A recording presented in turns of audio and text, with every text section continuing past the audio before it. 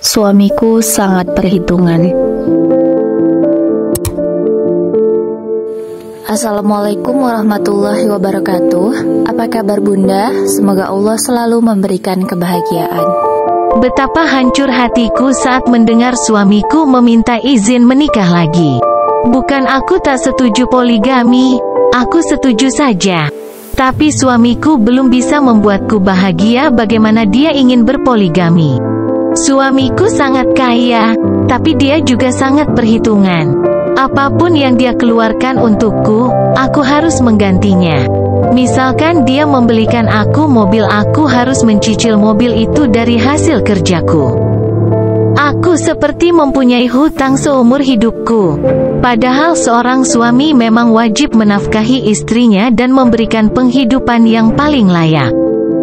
Aku hanya diberi jatah makan 2 kali sehari, aku tak pernah diberi uang. Semua yang mengatur adalah suamiku, dia sangat otoriter dan egois. Tibalah di hari pernikahan suamiku. Tak kusangka dia juga merayakan ulang tahunku di hari pernikahannya dengan wanita lain. Dengan alasan agar berhemat, kue pun hanya 1, sadengan kue pernikahannya. Aku pikir setelah dia menikah lagi, dia akan berubah, tapi ternyata tetap sama saja. Aku sudah tidak tahan. Aku ingin bercerai. Tapi sebelum semua itu terjadi, aku malah positif hamil. Aku terpaksa harus menahan sampai bayiku lahir. Di kehamilanku pun suamiku tetap pelit. Dia tidak peduli meskipun aku sedang hamil anaknya. Yang dia mau bayi itu lahir dengan selamat tanpa dia harus mengeluarkan banyak uang. Dengan istri keduanya pun sama, dia tetap pelit. Tibalah di hari persalinanku, perutku sudah sangat sakit. Aku ingin segera dibawa ke rumah sakit, tapi suamiku menolak. Dia menunggu hingga jam 12 malam dengan alasan supaya karena sifat perhitungan suamiku, aku harus kehilangan anakku. Anakku keracunan ketuban karena terlalu lama dibawa ke rumah sakit. Aku benar-benar sangat marah. Aku meminta cerai kepada suamiku. Aku tak ingin lagi menjadi istri dari seorang laki-laki perhitungan seperti dia. Aku mengingatkan istri kedua suamiku apakah ingin tetap bertahan, tapi dia malah menantangku. Dia berkata dia bisa membuat suamiku berubah.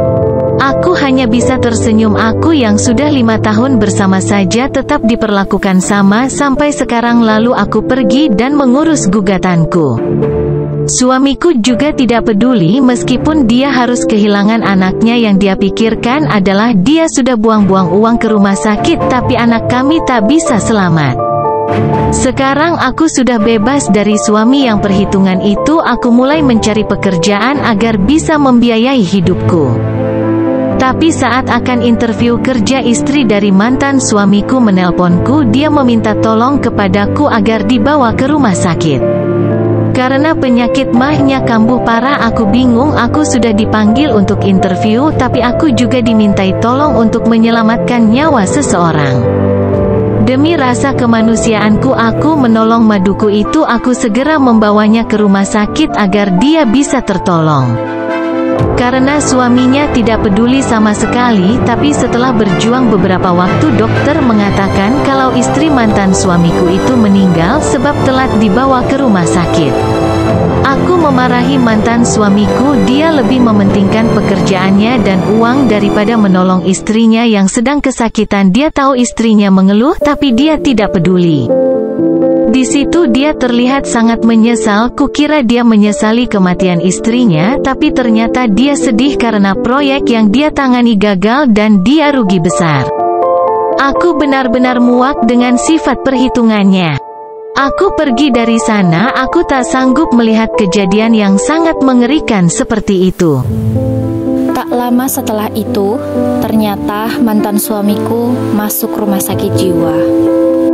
Terima kasih yang sudah menonton. Semoga kalian selalu diberikan kesehatan. Jangan lupa subscribe ya. Wassalamualaikum warahmatullahi wabarakatuh.